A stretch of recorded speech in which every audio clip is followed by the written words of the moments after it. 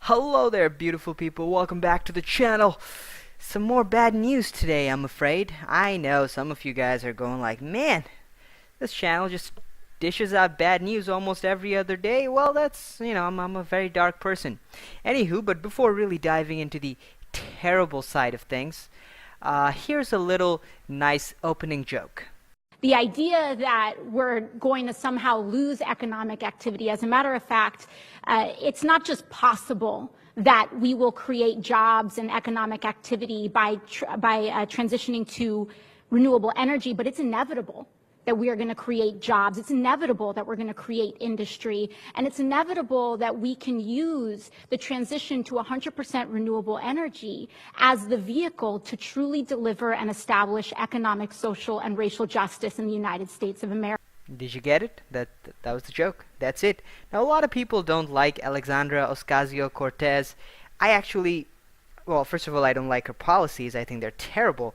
But I don't really have too many criticisms about her. She seems to be one of those liberal progressive people. Like, she talks a lot like Oprah and to some extent Michelle Obama, in the sense that these guys can throw out these random arrangements of phrases and sentences, but I don't really understand what they mean. Maybe that's just me as a non-native English speaker. I don't get it.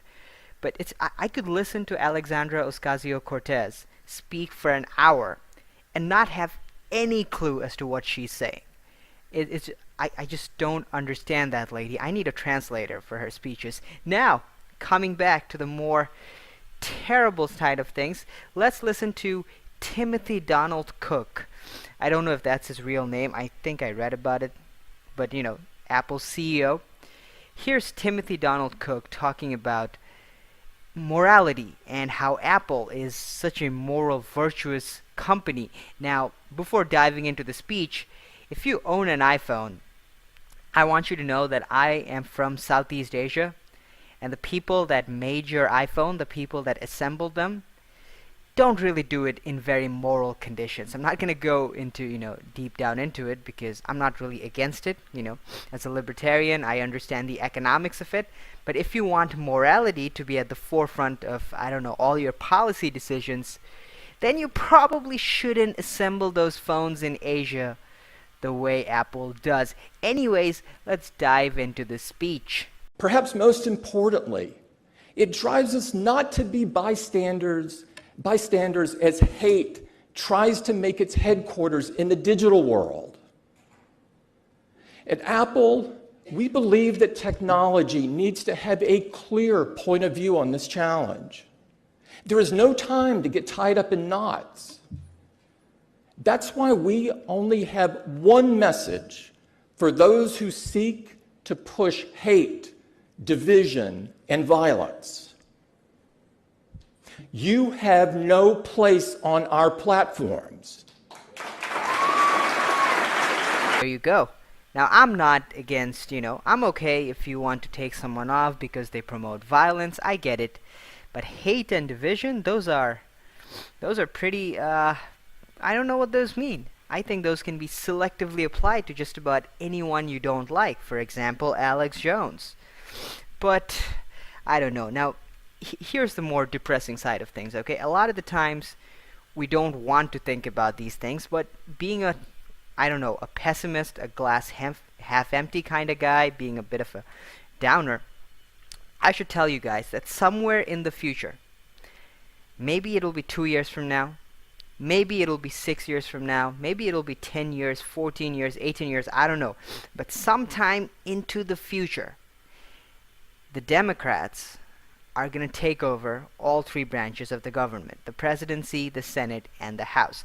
I'm not looking forward to it. I'm just saying it's inevitable, right? Power changes hands. And sometimes we don't want to think about it because it's depressing. And I find it just as depressing as a lot of you guys. But it will happen. And when that time comes, I'm not saying I want it to come, but if and when that happens, what do you think tech censorship would be like? I don't know. Think about it. It's as bad as it is now. What will it be at a distant future when the liberals and the progressives are in power? You guys remember Alexandra Ocasio Cortez? We listened to her philosophy at the start. Imagine some version of her being the president, some version of her controlling the House, some version of her controlling the Senate. Are they not going to use every weapon at their disposal, which includes pretty much all of Silicon Valley, to silence all of us? And this is why, at every chance I get, I try to plug alternate media.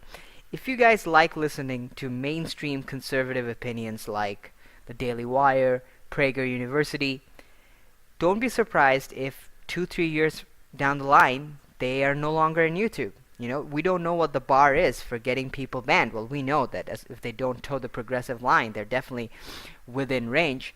So don't be surprised if these guys are no longer there. If you guys like listening to someone a little more controversial, like maybe Mark Dice or Alex Jones, if you really like their content, you got to support them, or you got to tune into their own individual platforms as opposed to relying on these platforms that is within progressive control.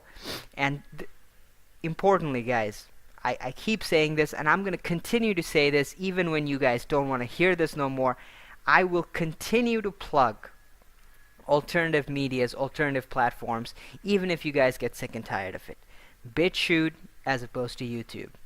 Gab as opposed to Twitter. Minds as opposed to Facebook. These alternative platforms, someone who's approaching it from the libertarian side of things, I don't really like government regulations. Having government determine stuff like this can be really problematic.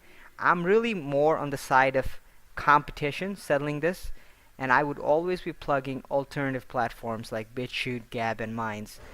And you guys really should check them out, because a lot of the times when we say that Silicon Valley is going to ban certain people, or they're, not going to have people like us on our platform, a lot of the times people on the right respond by saying, well, these guys are going to end up losing a lot of money. Here's the thing. It is true that Silicon Valley, if they get rid of half their audience, they're going to lose a certain amount of money. I think these companies know that, and I think they're okay with that. They're willing to trade in that amount of money for social or political control. And that's just something we got to deal with. So, guys, got to support alternative platforms. And here's a part of Tim Cook's speech that I think we should pay attention to. At Apple, we are not afraid to say that our values drive our curation decisions. And why should we be? That's the part we should pay attention to. Why should they? If they only want far-left, cultural Marxists, socialists, progressives to be on their platform and have everyone who's on the center, right-leaning, libertarians, conservatives to be off their platform, why shouldn't they? Yes, that would make them a publishing house as opposed to a platform, and that would entail certain legal liabilities on their front. But it seems like they're okay with going to that direction. And if they go to that direction, which, it seems pretty inevitable that they will, we gotta be promoting these alternative platforms. That, in my estimation, that seems to be our best hope. Let me know what you guys think, and I will talk to you guys soon.